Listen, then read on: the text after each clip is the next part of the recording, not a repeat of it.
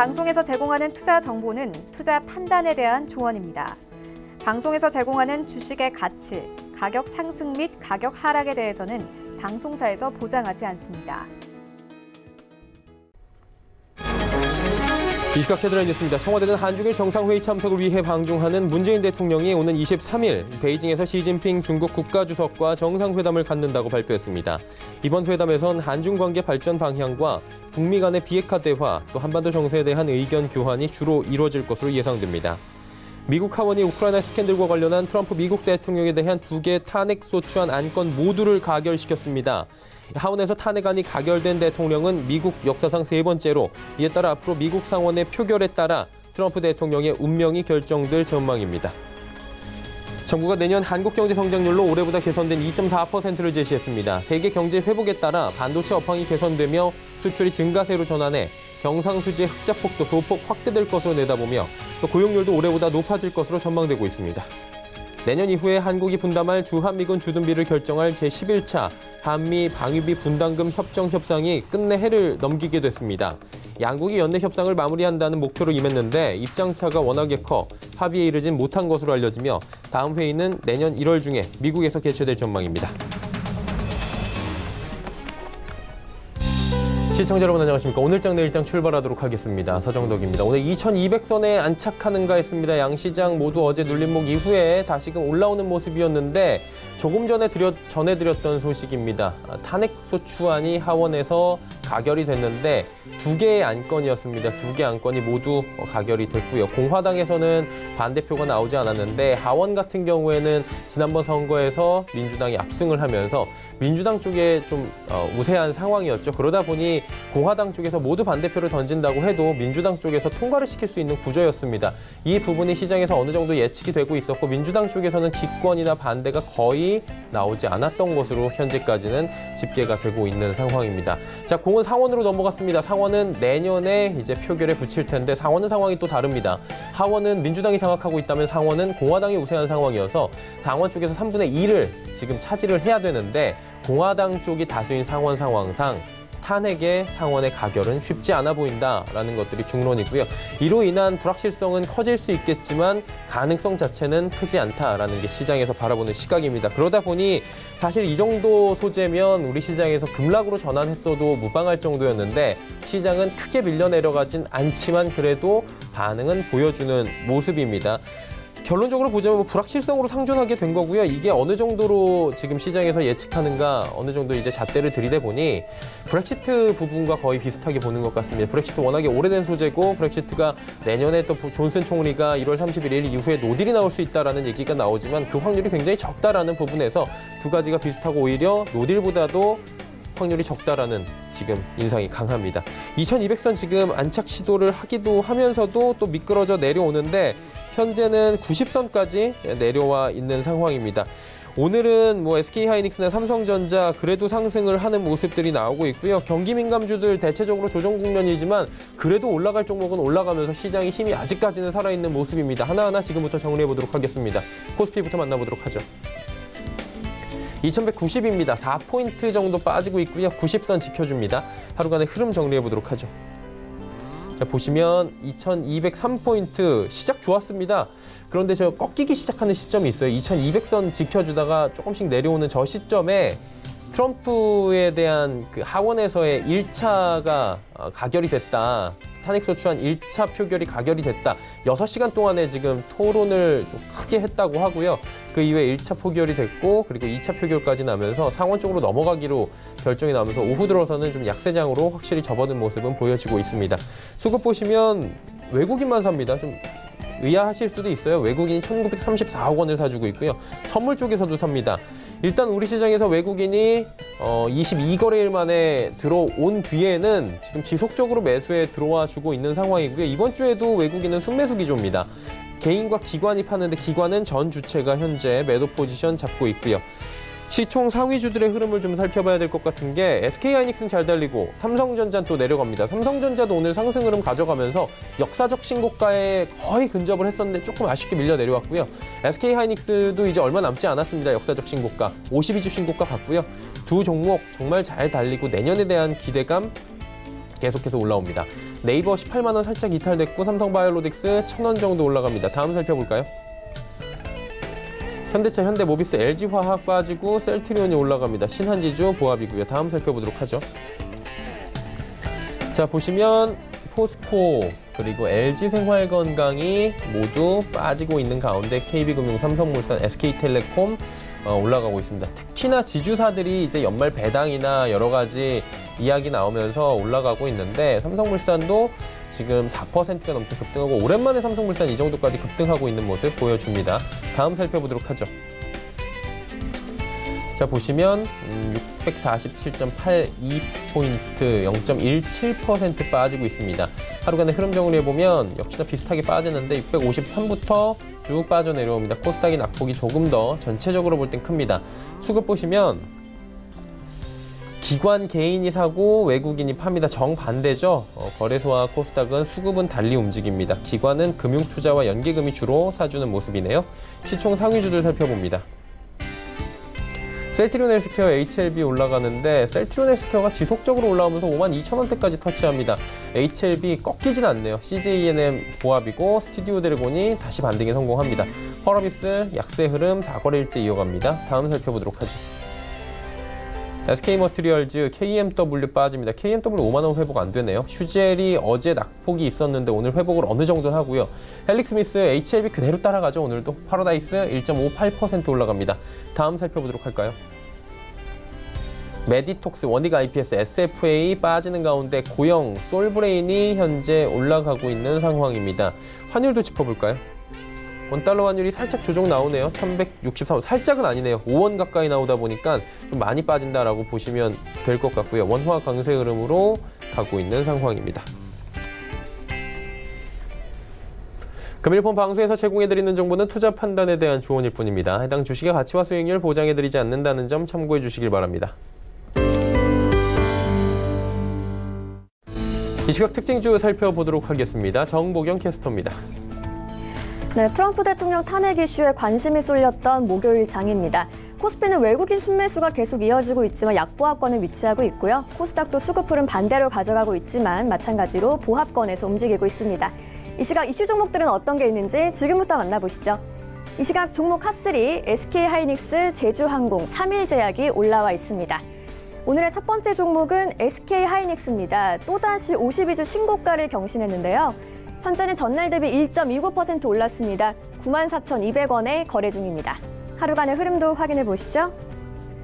네, 오늘은 최저가 93,000원, 최고가 95,900원 사이에서 움직이고 있습니다. 간밤 미국 증시에서 메모리 반도체 기업인 마이크론이 시장 예상치를 웃도는 실적을 발표했습니다. 이 마이크론의 호실적과 함께 반도체 가격 턴어라운드 신호도 나오는 상황인데요. 그동안 끝을 모르고 떨어지던 메모리 가격이 하락세를 멈췄고 반도체 재고도 줄어들었습니다. 이처럼 반도체 투심이 개선되면서 SK하이닉스를 비롯한 국내 반도체 대장주들이 강세를 이어가고 있습니다. 다음 종목 만나보시죠. 이스타항공을 인수한 제주항공이 오늘은 약세를 보이고 있는데요.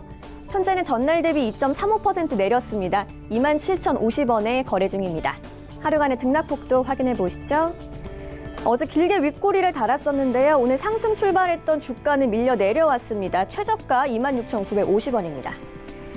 이스타항공을 전격 인수한 제주항공이 1,000억 원의 추가 자금을 투입해야 할 것으로 보입니다. 만성적인 부실을 안고 있는 이스타항공이 업황 악화로 완전 자본 잠식 상태에 빠질 것으로 보이기 때문인데요. 하지만 중장기적으로 봤을 때는 제주항공의 이스타항공 인수는 긍정적으로 평가받고 있습니다. 앞으로의 주가 흐름 어떻게 이어질지 주목해 봐야겠습니다.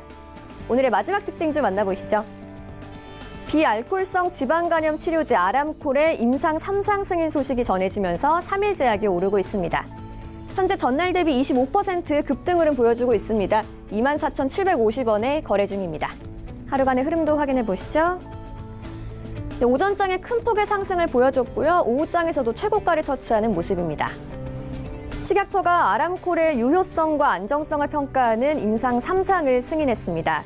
3일제약은 올해 하반기부터 국내 임상 3상을 진행할 예정인데요. 한편 비알코올성 지방간염 시장은 2026년까지 30조 원 규모의 성장이 예상되고 있습니다. 비만 환자와 당뇨병 환자에게 발병 확률이 높고 치료법이 존재하지 않아서 의학적 수요가 많은 분야로 꼽히고 있습니다. 지금까지 이 시각 종목 핫3의 정보경이었습니다. 시장 이슈 바로 정리해드리도록 하겠습니다. 펠리지 투자앤리서치 김민수 대표와 함께합니다. 안녕하세요. 네, 안녕하십니까. 네, 중국 지표들 많이 발표가 됐는데 일단 뭐 저희가 눈여겨봐야 될 부분이 있을 것 같아요. 어떤 부분 볼까요? 네, 항상 월 중반 때면은 발표가 되는 게 네. 중국의 산업 생산과 소매 판매 그리고 고정자산 투자에 관련된 부분들이죠. 그 관련돼서 먼저 발표됐던 산업 생산부터 살펴보게 되면요. 중요한 또 제조업 지표와 연관성이 상당히 높다 보니까 주목할 수밖에 없는 상황들인데 일단 11월 산업 생산의 수추위를 보게 되면 6.2% 성장으로 발표를 했고요. 예상치인 5%대 그리고 10월의 증가율 4.7%대보다는 상당히 양호했다라는 쪽으로 보여지고 있는데 그런 추이로 보게 되면 8월 달에 4.4% 성장에 17년 만에 최저치였죠. 여기에 비해서 이제 반등세가 좀 이어진다라는 쪽으로 볼 수 있는데 특히 이제 11월 달까지 누적으로 이어지는 산업 생산 증가율을 보게 되면은 5.6% 증가로 이어지다 보니까 중국 정부가 올해 관리하는 산업 생산 증가율에 목표치 안에는 들어간다라는 관점 쪽에서 바라보고 있는 상황들인데요. 하지만 월별 산업 생산과 장기 산업 생산의 추이는 조금 확연하게 다르게 이어집니다. 특히 월별 산업 생산은 이제 약간 U자형 패턴을 그리면서 어느 정도 저점에서 벗어나려고 하는 긍정적인 모습들이 나오는데 장기적인 흐름으로 보게 되면은 양적 성장에 대한 과거의 중국의 흐름들을 좀 관리하는 모습들이 나온다라는 관점 쪽에서 지난 10년 동안 이어졌던 산업 생산의 추이를 보게 되면 과잉 투자를 지양하겠다는 중국 정부의 의도도 같이 이어진다고 봐야 될 것 같고요. 그런 측면으로 봤었을 때 아마 제조업 지표와 함께 여러 가지 변화가 긍정적으로 나온다고 하더라도 아마 10% 이상의 강한 성장세로 나오기에는 아직은 좀 부담이 아닐까라는 쪽도 보여지고 있는데 특히 지금은 그래도 여러 가지 경기가 많이 위축되고 부진한 모습들이 나오다 보니까 연초 이후에 정부 부양책이 계속 이어졌었죠. 그에 따른 효과를 기대한다는 측면 쪽에서는 나쁘지는 않은데 특히 좀 세부적인 사항 쪽으로 보게 되면은 605개 제품 중에서 369개가 즉 3분의 2 정도가 제품이 생산이 증가세가 이어졌습니다. 그러다 보니까 특히 관련된 세부 내용 중에서 철강제 그리고 시멘트 쪽이 아무래도 인프라와 관련된 부분들이 조금 더 양호했고요. 하지만 승용차나 친환경차 관련된 쪽, 특히 전기차 관련돼서 보조금 지급이 전면적으로 축소가 되다 보니까 그에 따른 변화들은 상대적으로 부진하게 나오면서 아직 스마트폰 시장도 그렇게 썩 긍정적이지 못하다라는 쪽으로 바라보고 있는 상황이고요. 두 번째로 소매 판매 추이를 보게 되면은 11월 달 소매 판매는 8%로 증가되면서 예상치 그리고 10월 달 증가율보다 양호한 모습들로 나타내고 있고요. 그러다 보니까 월별 소매 판매와 장기 소매 판매는 마찬가지로 어떤 산업 생산과 비슷하게 회복에 단기적으로는 들어가고 있는 모습들인데 여전히 장기적으로는 소매 판매는 경제 성장률에 따라가지 못하는 모습들이 나오면서 부진한 모습들이 나온다라고 보여지고 있는데 하지만 이 부분은 좀 더 주목할 부분들이 일단 광군제 효과에 따라서 반응했던 측면들도 있습니다. 그렇기 때문에 10월 달에 최저점을 찍은 뒤의 변화다라는 쪽으로 보게 되면 어떤 계절적인 수요도 같이 영향을 끼친다고 봐야 되겠죠. 하지만 아직까지는 장기적으로 하향세가 꾸준하게 이어지고 있다는 쪽에서 아직 변화 요인들이 그렇게 크지는 않다라는 관점 쪽으로 바라봐야 될 상황이라고 봐야 될 것 같고요. 마지막으로 고정자산 투자 같은 경우도 11월 달 누적으로 고정자산 투자 증가율은 한 5%대로 전월과 동일한 수준을 이어지고 있는 상황들인데요.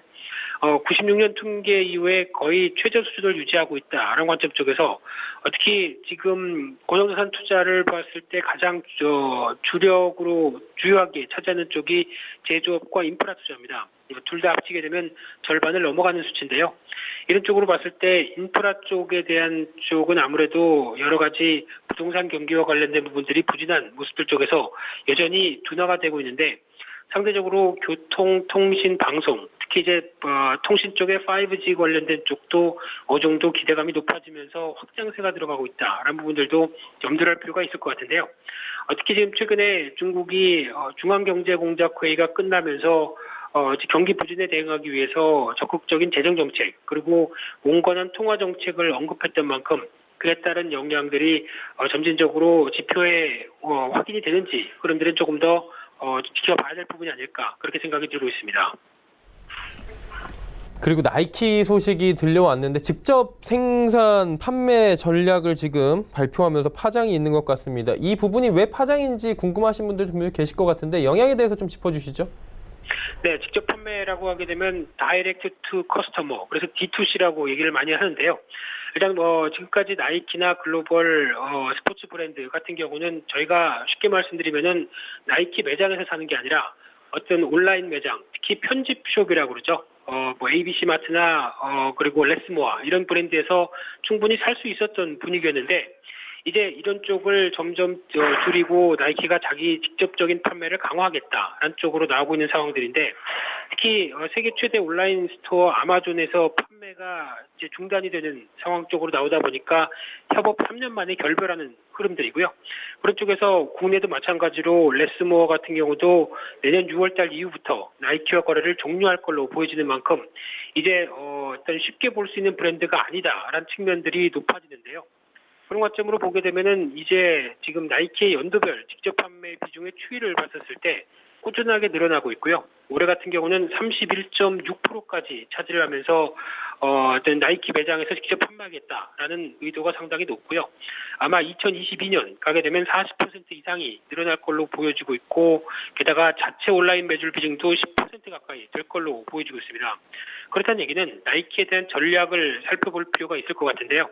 아마 나이키뿐만 아니라 이제 글로벌 스포츠 브랜드들도 이런 쪽으로 변화가 들어갈 가능성이 높다는 데 대해서 자기 브랜드를 챙기고 자기 직접적인 판매를 강화시키겠다라고 하는 의도를 충분히 엿보지 않을까 생각되고 있는데 특히 무엇보다 실적 구조에 대한 자신감이 뚜렷하고요. 브랜드 가치를 강화하겠다라는 쪽의 흐름들인데 특히 나이키 매출과 시가총액을 보게 되면 9년 만에 각각 110%, 250% 가까이 늘어나는 모습들이 확인되고 있고요. 특히 브랜드 가치 같은 경우는 2019년까지 약 한 9년 동안 140% 늘었다는 부분들인데 특히 아디다스 같은 경우도 같이 늘었다고 하더라도 그에 걸맞는 수준까지는 올라오지 못했다라고 하게 되면 이런 어떤 브랜드 가치를 직접 챙기겠다는 부분들이 높다고 봐야 될 것 같고요. 또한 수익성이 늘어나는 부분들이죠. 특히 중간 유통망에 대한 수수료가 사라지다 보니까 수익성이 늘어나면서 오히려 나이키 전문샵에서 고객들이 직접 경험하고 그에 따른 브랜드 충성도를 높인다라는 전략들이 충분히 확인될 수 있지 않을까 생각되고 있고요. 또나 이제 나이키라는 쪽도 플랫폼을 확대를 충분히 하겠다라는 의도로 읽혀집니다. 그래서 단순하게 제품만을 판매하겠다라는 방식을 지향하겠다는 분위기고요. 그래서 이제 누적되는 소비자 빅데이터를 활용해서 어떤 트렌드도 확인하고 개인 맞춤형 마케팅이나 서비스까지 제공할 수 있다라는 관점 쪽에서 좀 더 주목을 하고 있는 상황들인데 그러다 보니까 좀 뜬금없이 작년 3월 달에는 데이터 분석 업체인 조디악이라는 회사를 인수했습니다. 그렇다는 얘기는 이제 직접적으로 판매되는 데이터를 관리하면서 어떤 직접적인 판매샵에서 나이키를 브랜드를 앞세운 판매샵에서 여러 가지 부분들을 활용하겠다라는 측면들이 상당히 높다는 쪽으로 바라보고 있는 상황들이고요. 또 하나 또 야심차게 서비스를 내놓은 것 중에 하나가 구독 서비스죠. 그래서 아동화 대상 구독 서비스인 어드벤처 클럽을 출시를 했는데 2살에서 10살까지가 대상입니다. 그러다 보니까 자녀가 있으신 분들은 아시겠지만은 오히려 아이들은 발이 빨리 자라기 시작하죠. 그래서 그때마다 어떤 고가의 나이키 신발을 사주는 것보다 오히려 구독 서비스를 통해서 충분히 여러 가지 모델과 그리고 활용도를 높일 수 있겠다라는 측면들이 나오다 보니까 그에 따른 반응들도 괜찮다라고 하게 되면 이런 어떤 여러 가지 실험적인 서비스와 함께 좀 더 판매에 대해서 강화시킬 수 있는 여러 가지 전략들을 끌어낼 수 있다라는 관점 쪽에서 앞으로의 나이키에 대한 전략들도 글로벌 어떤 브랜드, 특히 스포츠 브랜드뿐만 아니라 의류나 패션 쪽에 대한 여러 가지 브랜드에 대한 파장들도 앞으로 커갈 수 있겠다. 이렇게 정리를 해서 말씀드려야 될 것 같습니다. 네, 알겠습니다. 나이키 관련된 이야기까지 들어봤고요. 오늘 말씀은 여기까지 듣겠습니다. 고맙습니다. 네, 감사합니다. 헬리제 투자인 리서치 김민수 대표와 함께했고요. 이슈 칼럼 이어갑니다.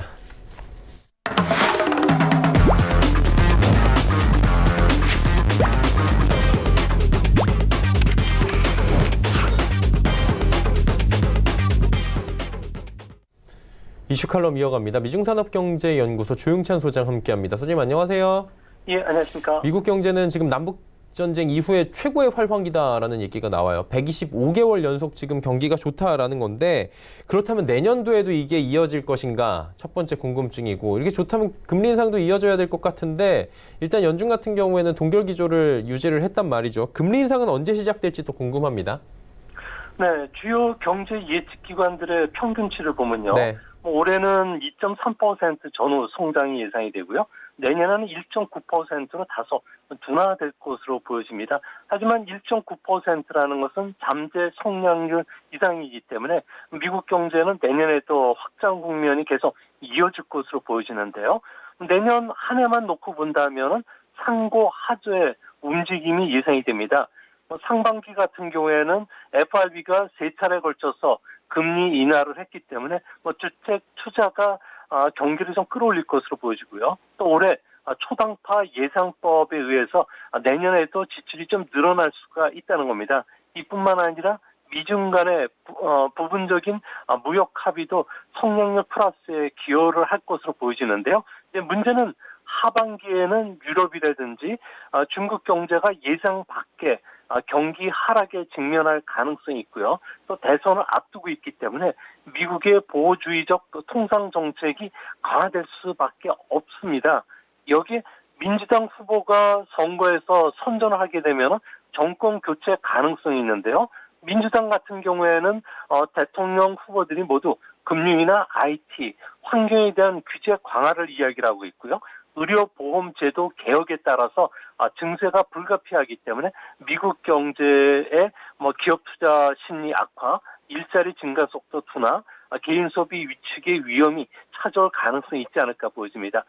금융정책 같은 경우에도 내년도에는 소비자 물가지수가 2.2%까지 올라가게 되는데요. 아무래도 에너지 가격 상승이 결정적인 영향을 끼치겠지만 내년 한 해만 봤을 경우에는 금리는 동결될 가능성이 크고요.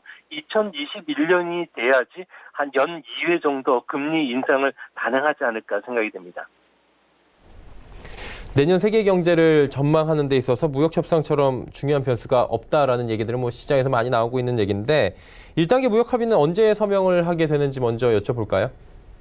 네, 이번 무역 합의는 86쪽에 달하는데요. 현재 최종 서명식에 앞서서 법률 심사 그리고 번역하는 단계에 있습니다.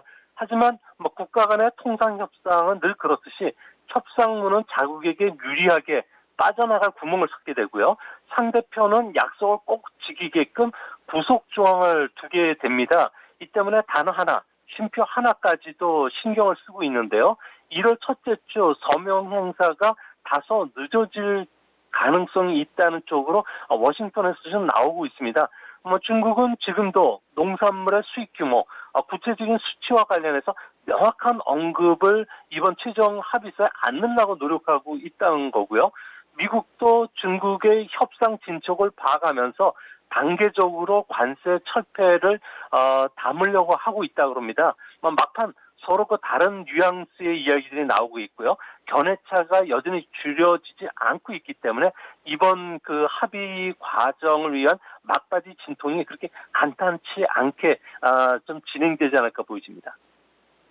지난 5월로 돌이켜보면 10차례 협상한 장관급 합의도 거부했는데 1단계 무역 합의를 좀 지킬 수 있을까? 이 부분도 시장에서 좀 우려를 하는 모습인 것 같은데 이번엔 좀 다르지 않을까요?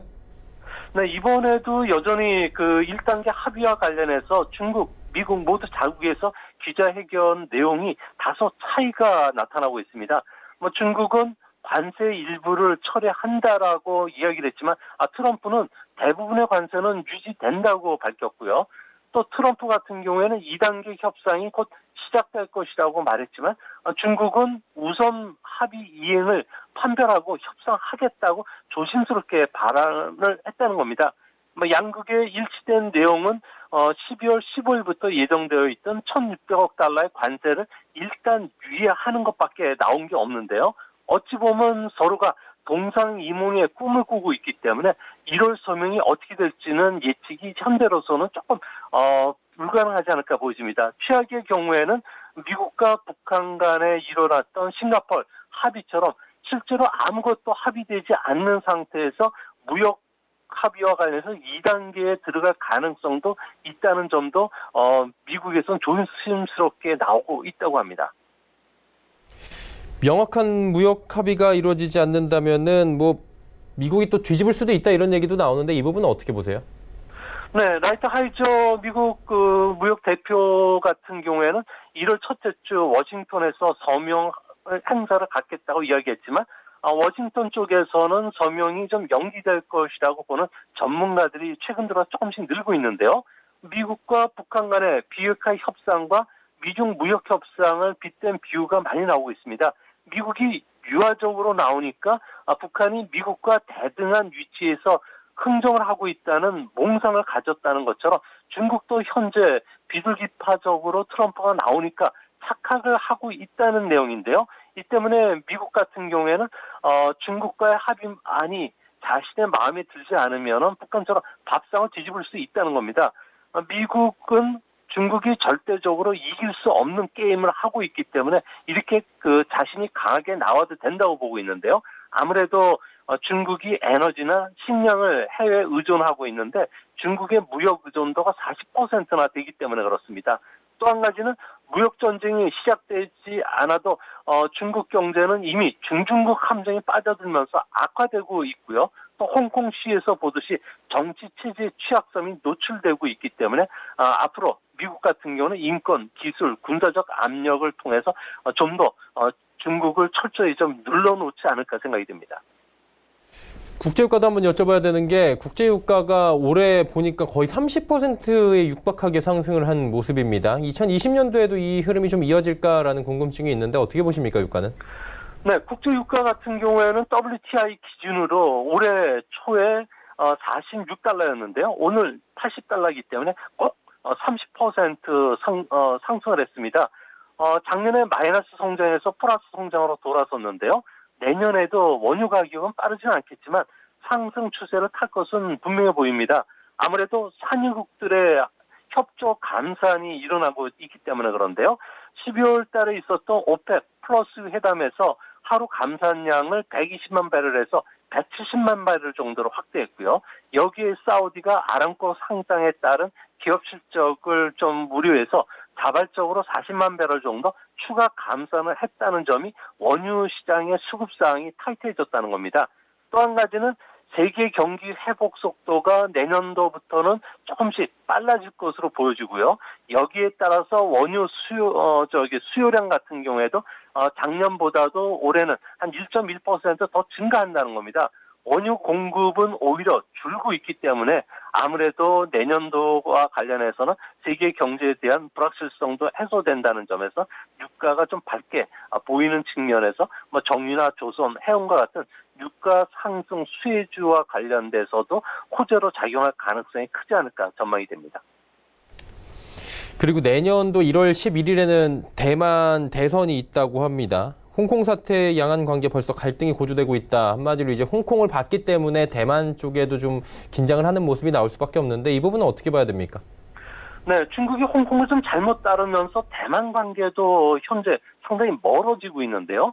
홍콩의 반중국 정서, 탈중국 정서가 대만으로 그대로 이전되는 그런 모습이 뚜렷합니다.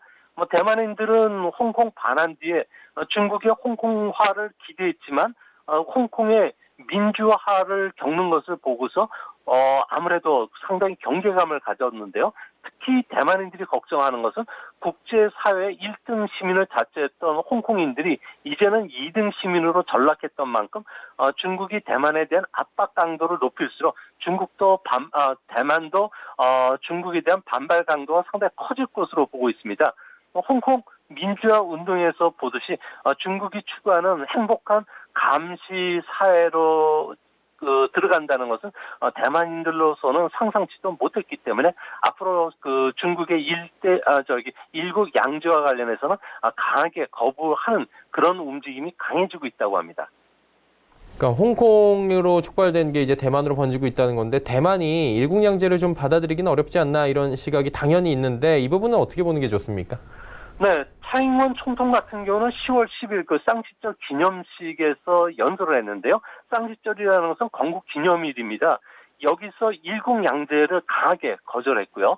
자유와 민주주의 기치하에서 2,300만 대만인의 단결, 여기에 대만의 주권을 지켜 나갈 것을 강력하게 호소했다고 합니다.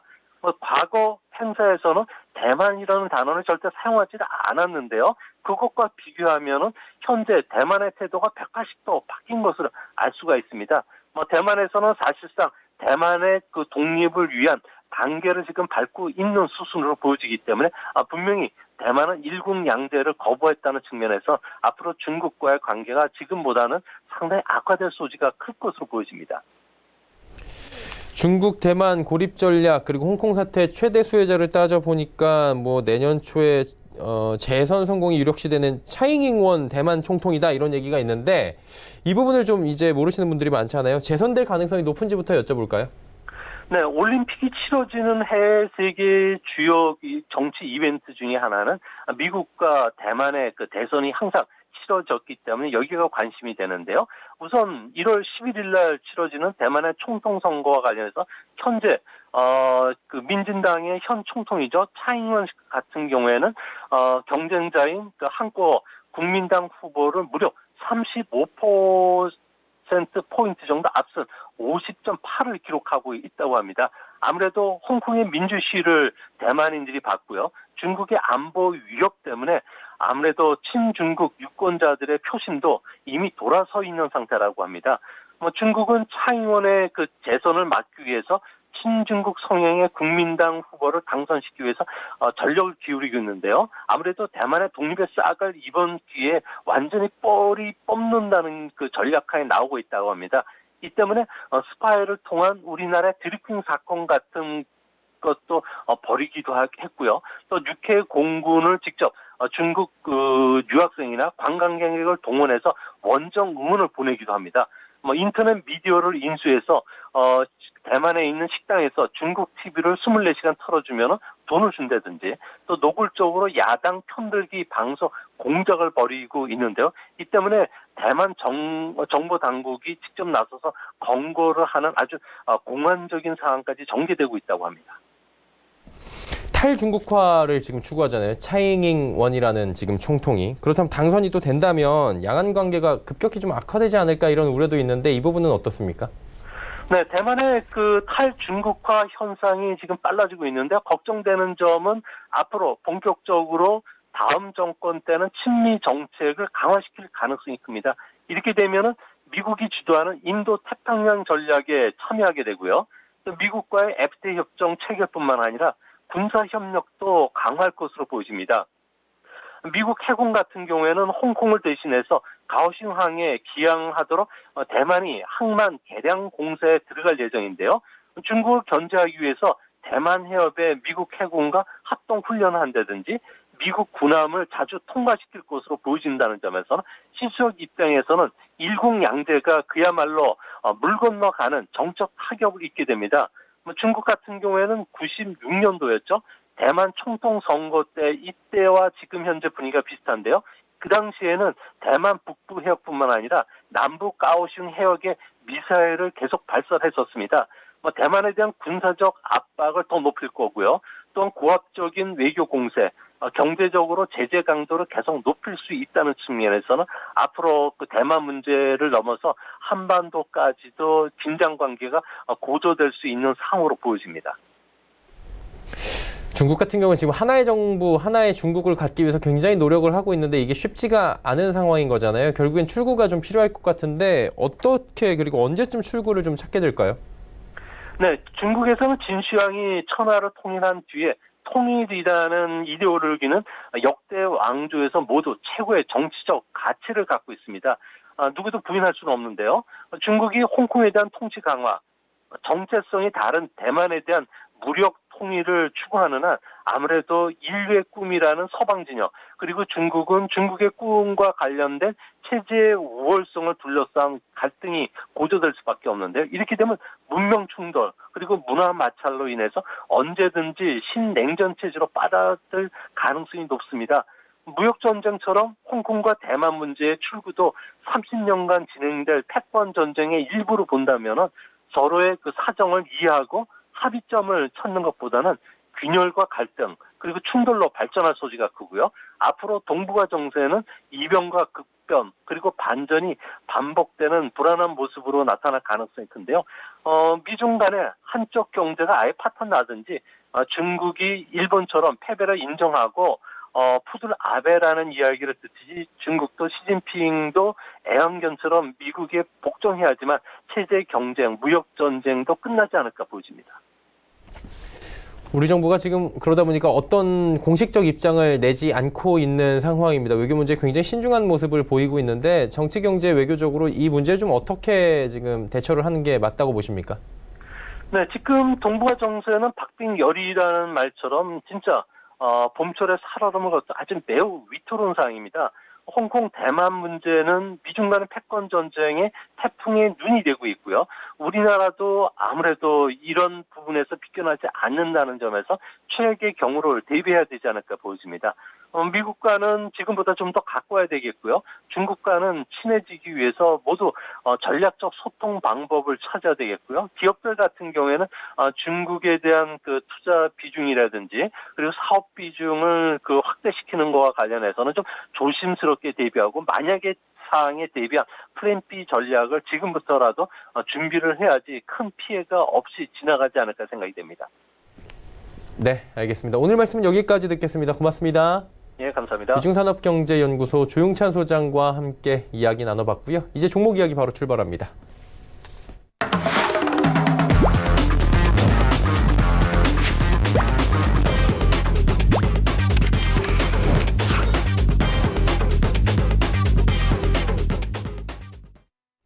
네, 종목 이야기 바로 출발하도록 하겠습니다. 오늘도 좋은 종목들을 또 엄선해 주실 분입니다. 마태투자연구소의 주마태 대표와 함께합니다. 어서 오세요. 네, 안녕하십니까? 네, 오늘 어떤 종목부터 출발해 볼까요? 네, 첫 번째 종목 오로라부터 소개하도록 하겠습니다. 오로라는 캐릭터 완구 전문 기업이죠.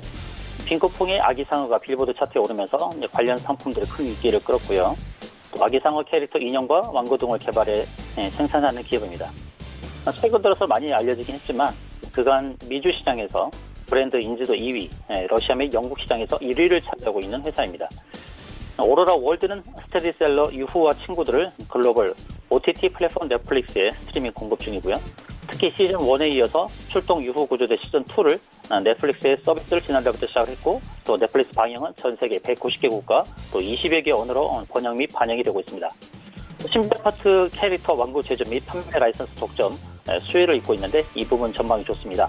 최근 넷플릭스에서 방영 중인 유후 구조대 시즌2도 반응이 괜찮고요.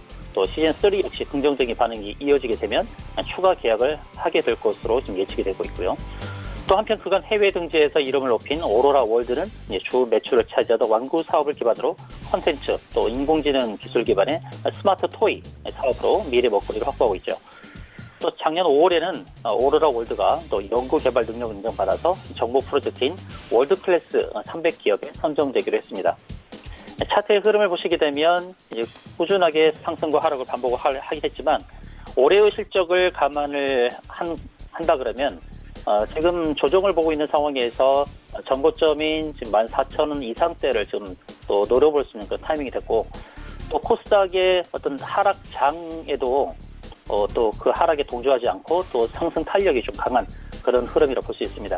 오로라를 봤을 때 이제 삼성출판사라든지 토박스코리아 이런 종목들과 같이 비교해서 보기도 하는데 그러다 이제 핑크퐁 아기상어와 관련해서 이 동 종목들 그런 관련 종목들 중에서 제일 실적이 우수한 종목이다 이렇게 보시면 되겠습니다. 현재 이제 12,850원을 형성하고 있는데요. 목표가는 14,500원. 손절가는 12,000원으로 기억하시고 대응하시면 되겠습니다. 두 번째 종목을 소개하겠습니다. 두 번째 종목은 가원미디어라는 종목입니다. 가원미디어는 셋톱박스 및 홈게이트웨이 등 판매를 하고 있는 회사인데요. 세계 전역을 대상으로 IP 하이브리드, 또 셋톱박스, 또 홈게이트웨이 등 제조 및 판매를 하고 있습니다. 반도체 가격 상승으로 이제 실적에 대한 우려가 제기되기도 했는데 반도체 선 구매를 통해서 또 실적 훼손 부분을 가능성 좀 낮은 편이고요. 또 인공지능 제품을 비롯한 우월한 경쟁력을 바탕으로 프리미엄 시장에 진출하여 계속적인 실적 증가가 예상이 되고 있습니다. 국내 및 유럽과 미국향 셋톱박스 공급 증가로 인해서 올해 남은 분기 안정적인 이익 개선 흐름이 이어질 전망이고요. 또 글로벌 경제 셋톱박스 업체들이 사업을 정리하거나 매각 절차를 밟고 있어서 이에 따른 반작용의 수혜가 예상이 되고 있습니다. 아울러 DRAM 장기 공급 가격 하락 추세로 원자재 가격 부담이 낮아지는 상황에서 원화 약세로 인한 순이익 개선 효과도 노려볼 수 있겠습니다. IPTV 셋톱박스 외에도 지난해 4분기부터 미국 시장에 네트워크 장비를 공급하고 있고 신규 아이템으로 5G 게이트웨이를 개발했으며 또 미국 통신 사업자용 공급을 논의 중에 있습니다. 5G 게이트웨이는 5G를 기반으로 각 가정에 초고속 인터넷 서비스 제공이 가능하도록 만들어주는 제품이고요. 또 미국 내 5G 투자가 본격화되는 내년도부터는 가온미디어의 5G 게이트웨이 신규 매출도 확대될 것으로 기대가 되고 있습니다. 올해 연간 실적으로 예상되는 매출액은 6,900억 정도, 또 영업이익은 400억 정도를 전망을 하고 있는데 현 주가는 올해 예상 퍼가 4.9배밖에 되지 않기 때문에 밸류에이션 매력이 부각되는 구간으로 극저평가 상태가 아닌가 이렇게 보여지고 있습니다. 차트의 흐름을 보시게 되면 최근에 하락 압력을 딛고 이제 반등에 성공하는 모습이고요. 또 실적 부분에서 지금 3분기까지 영업이익이 240억이고 매출액이 3분기까지 4,700억인데 시가총액이 1,200억에 불과합니다. 그래서 바닥 구간에서 바닥을 탈출하는 모습이 보여지고 있고 지속적으로 우상향하면서 상승 추세를 그려나가고 있습니다. 단기 반등의 목표는 이제 9,300원으로 설정을 해드리고요. 또 손절가는 8,000원을 제시하도록 하겠습니다. 세 번째 종목은 램테크놀로지가 되겠습니다. 램테크놀로지는 반도체 및 디스플레이 화학 소재 전문 기업인데요. 공사는 OLED 마스크 세정액 및 식가액, 방리액 등을 제조 판매하는 업체로 2001년도에 설립이 되었습니다. 동사가 생산하는 화학 소재는 디스플레이용 반도체 제조 공정에서 오염물질을 제거하는 역할을 하며 외국으로부터 수입하는 경쟁사들과 달리 국산화 기술 도입에 주목을 받고 있습니다. 동사의 매출액의 80% 이상은 삼성 디스플레이와 SK 하이닉스를 통해 발생이 되고 있고요. 디바이스 미세화나 고집적화의 필수적인 소재인 절연막 식가격 부문에서 매출 증대를 꾀하고 있습니다. 현재 국내 시장이 해외 업체로부터 수입에 의존하고 있는데 반해 자체 기술을 가지고 있고 성장세가 높게 정쳐지는 시장으로 여겨지고 있습니다. 다만 중국 공장 신설 등 설비 투자로 인해서 동종 업종에 비해 다소 높은 부채 비율은 리스크 요인으로 지목되고 있다는 것도 참고는 하셔야 되겠습니다. 일본은 이제 한국 수출 관리 규정을 개정을 해서 반도체 등의 제조 과정이 필요한 플루어린 폴리이미드, 위지스트, 고순도 불화수소 등 세계 품목의 수출 규제를 강화하고 있는데요. 일본 정부가 수출 규제에 나선 이 3종의 제품은 반도체 및 OLED 생산에 필요한 핵심 중간재입니다. 고순도 불화수소 가스는 반도체 웨이퍼 세척에 쓰이는데 동사가 국산화에 성공한 항목입니다. 3분기까지 실적은 이제 매출액이 122억 원인데 전분기 대비해서 21.4%나 증가를 했죠. 차트의 흐름상을 보시면 급등과 또는 급락을 이제 반복하는 그런 형태로 보여졌는데 지금은 이제 상승 추세에서 이제 단기 반등의 목표를 향해 가고 있다 이렇게 보여지고요. 오늘 2.2% 상승이 나오고 있는데요. 지금 일목균형표 상에서의 이제 구름층 상단을 향해 가는 모습입니다.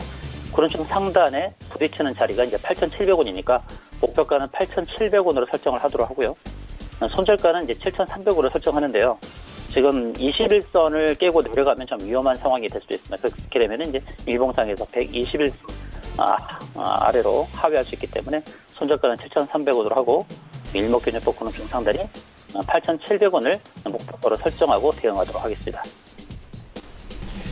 네, 세 종목 들어봤고요. 지난 시간에 앤디포스 말씀을 해주셨는데 어제까지 진짜 꾸준하게 상승을 하루도 빠짐없이 하다가 오늘 좀 급락이 나오고 있는 모습이 지금 포착이 됩니다. 어떻게 좀 분석을 해주시겠습니까?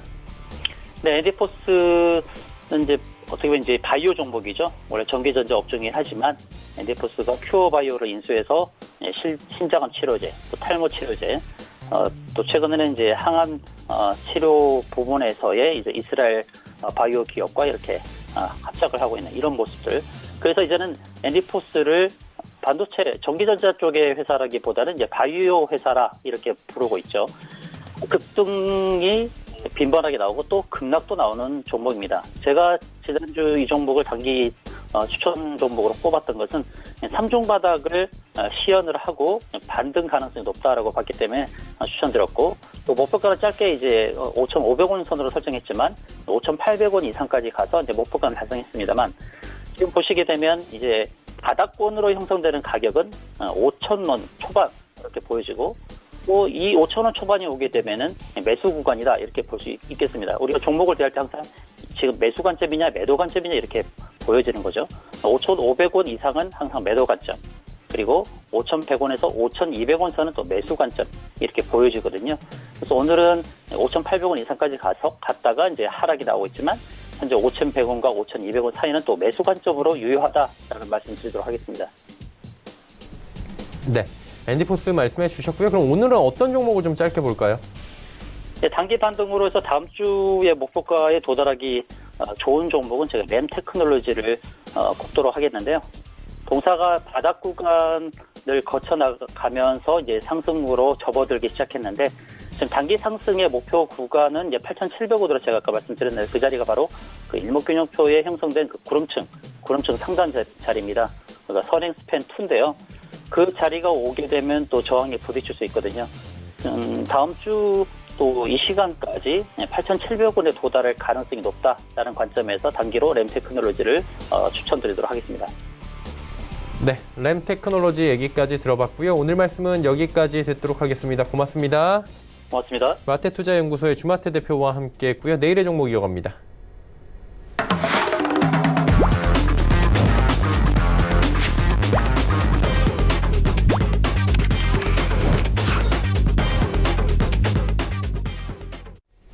내일의 종목 330 시간입니다. 이지환 멘토와 함께합니다. 어서 오세요. 안녕하세요. 네, 오늘 함께 나눠볼 이야기 먼저 정리해 보도록 하죠. 자, 오늘의 주제는 제주항공, 이스타항공을 전격 인수했다라는 소식입니다. 어제 계속해서 모든 언론사에서 대서특필한 부분입니다. 고배를 마셨던 제주항공이 이스타항공을 인수하는 모습. 오늘 주가는 약세를 보이고 있고요. 자세한 이야기 들어보도록 하죠. 네, 제주항공이 이스타항공을 인수하면서 이전에 아시아나항공과 관련된 부분에서 새로운 이제 좀 호재를 좀 밝혀내는 모습을 좀 보여주고 있습니다. 최근에 이제 이스타항공에 대한 여러 가지 자금이 상당히 많이 나왔습니다. 재무적인 위험성이 상당히 노출되었는데, 자, 이 부분이 최근에는 이제 어떤 활로를 찾을까라는 상당히 궁금증을 많이 가지고 있었는데, 제주항공의 인수가 되면서 극적으로 이 LCC 업계의 재편이 이루어지는 모습을 좀 보여주고 있습니다. 제주항공으로서는 이스타항공을 인수하면서 상당히 이제 규모의 경제도 좀 이룰 수 있고 시너지 효과를 좀 낼 수 있는 상황으로 접어드는 모습을 좀 보여주고 있습니다. 이런 내용 이제 구체적으로 좀 우리가 살펴보면, 첫 번째로 이스타항공의 인수로 인해서 기지 운영 이제 효율성을 확보하게 됐습니다. 전체적으로 지금 보시면은 보잉과 관련된 여러 가지 부분에서 비행기 도입이 좀 늦어지는 부분이 상당히 있는데, 제주항공은 이스타항공을 합병하면서 이제 이런 부분이 이제 상당히 이제 사라지면서 운영의 효율성을 좀 확보할 수 있는 모습을 좀 보여주고 있다라는 점에서 다른 LCC 업계 종목들에 비해서는 상당히 좀 우호적인 모습을 보이고 있습니다. 여기에 기존에 이제 이스타항공이 가지고 있던 인천공항의 슬롯을 활용할 수 있는데요. 이 슬롯은 항공사가 공항을 이용할 수 있는 시간대, 배정받은 시간대를 얘기하는데, 최근에는 인천공항이 증설을 했지만 상당히 이 슬롯과 관련된 부분이 논쟁이 되고 있는데, 제주항공으로서 이제 이스타항공의 슬롯을 흡수하면서 상당히 좀 여유를 가지게 됐습니다. 이 부분도 좀 확장해 나갈 수 있는 상당히 유리한 고지가 좀 되고 있고요. 특히 이제 제주항공은 일본 노선에 상당히 강점을 가지고 있고, 이스타항공은 중국의 6개 노선을 가지고 있습니다. 이렇게 되면 제주항공은 중국 노선을 이제 흡수 합병하면서 전체적으로 이 LCC 업계가 국내를 넘어서서 근거리 이 해외 노선에 대한 부분이 상당히 큰 부분을 차지하고 있는데, 제주항공은 이제 강점을 가지고 있는 일본 노선뿐만 아니라 중국 노선에 대해서도 확장을 하면서 전체적으로 일본, 중국 노선에 대한 점유율을 상당히 높여갈 수 있는 계기를 마련했습니다. 이런 점에서 본다면 제주항공은 상당히 이번 인수합병으로 인해서 시너지 효과를 좀 낼 수 있는 굉장히 좋은 부분이 많다라는 부분을 좀 말씀을 좀 드리겠고요. 다만 이제 이런 부분들이 어제 주가가 급등하고 좀 조정받는 모습을 보이면서 주가 오히려 이 부분을 좀 따라잡으신 분들은 상당히 좀 곤란에 처해 있는데, 이러한 호재는 역시 좀 중장기로 본다면 이 섹터 자체, 항공 섹터 자체가 주도주 혹은 전체적으로 상향하는 섹터가 아니기 때문에 이런 호재가 나왔다고 해서 주가에 반영되는 시기는 단발성에 그치고 중장기적인 관점을 좀 봐야 된다. 있다. 이런 부분들을 보신다면 이 단발성 상승에 너무 쫓아가는 모습을 보이기보다는 기업 가치를 좀 더 저점에서 좀 넓게 보는 시각이 필요하다. 그런 점에서 이번 인수합병은 상당히 호재지만 주가에 대한 부분은 우리가 좀 조심할 필요가 있다는 점 강조를 드리겠습니다. 자, 제주항공 이야기 나눠봤고요. 그렇다면 남은 시간이나 내일 볼만한 종목이 있습니까? 네, 오늘 말씀드릴 종목은 파크 시스템이라는 종목입니다. 좀 낯설 수 있는데 원자 현미경에 대해서는 상당히 독자적인 기술력을 좀 가지고 있는 회사다라고 보시면 되겠고요. 특히 최근에는 이 산업용 원자 현미경에 대한 수요가 상당히 큰 폭으로 좀 증가하고 있습니다. 연평균 한 7.3% 정도씩 계속해서 성장하고 있는데요. 이 산업용 원자 현미경에 대한 부분은 최근에 보시면은 반도체 관련된 기업들, 삼성전자나 SK하이닉스뿐만 아니라 전방위적으로 확대되고 있는 모습을 좀 보이고 있기 때문에 안정적으로 유형이 좀 성장해 나가고 있다라고 좀 말씀을 드릴 수 있고요. 특히 이 파크 시스템 같은 경우에는 삼성전자와 SK하이닉스에 대한 납품 기대감이 상당히 높아지면서 전체적으로 주가가 바닥권에서 상당히 모멘텀을 좀 받고 있다라고 말씀을 드리겠습니다. 최근에 이제 이런 부분들이 좀 반영이 되면서 외국인들도 좀 집중 매수하고 있는데요. 기술적인 부분을 좀 보면서 말씀을 좀 드리겠습니다. 전체적으로 보시면은 최근에 9월 달에 이중바닥, 11월 말에 이중바닥을 완성하면서 상당히 좋은 모습을 좀 보여주고 있고요. 하락했던 추세선을 최근에 이제 막 돌파하는 모습을 좀 보여주고 있습니다. 다만 지금 12월 초에 급박하게 좀 상승한 부분이 있기 때문에 직전 고점을 돌파한 이후에 놀려지는 모습을 충분히 보일 것 같고요. 그렇게 된다면 가격적으로 37,000원 밑에서 충분히 매수할 기회가 주어진다. 이 종목은 눌림목을 좀 기다렸다가 하락 추세선을 딛고 다시 일어서는 곳에서 매수를 해서 상승을 좀 보신다면 짧은 관점보다는 중장기적인 레벨업을 볼 수 있는 종목이다라고 좀 보시면은 짧은 호흡보다는 분할 관점으로 눌림목에서 매수하시면서 좀 긴 호흡으로 볼 수 있는 종목이다라고 말씀을 드리겠습니다. 네. 파크 시스템즈까지 오늘 이야기 나눠봤습니다. 오늘 말씀은 여기까지 듣겠습니다. 고맙습니다. 고맙습니다. 이지환 멘토와 이야기 나눠봤습니다. 금일 본방송에서 제공해드린 정보는 투자 판단에 대한 조언이었습니다. 해당 주식의 가치와 수익률 보장해드리지 않는다는 점 참고해 주시길 바랍니다. 저희가 준비한 소식은 여기까지입니다. 잠시 뒤에는 마감 임박 60분의 승부 바로 이어지니까요. 채널 고정해 주시길 바랍니다. 고맙습니다.